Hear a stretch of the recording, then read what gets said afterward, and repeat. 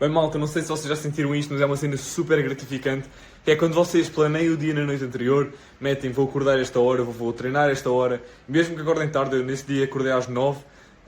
e eu pus, ok, vou treinar ao meio-dia, vou utilizar a minha hora de almoço para treinar, vou treinar depois à noite também, vou ter esta reunião esta hora, esta hora, esta hora, e as coisas correm realmente como esperado. Isso é a cena mais gratificante sempre, que é realmente, ou seja, tu planeaste o teu dia, mesmo não sendo o ideal, ou seja, mesmo não acordar às 6 e treinar até às 7 e depois fazer o outro treino à noite, por exemplo, mesmo não sendo o dia ideal, tu conseguiste fazer o que é que tu planeaste, isso é super gratificante, não sei se já sentiram isso.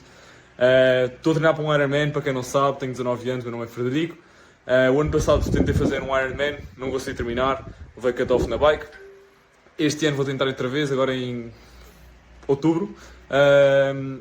Malta, estou quase, faltam aí 2 meses, por isso acompanhem a minha jornada até o Ironman e abraço a todos, bora!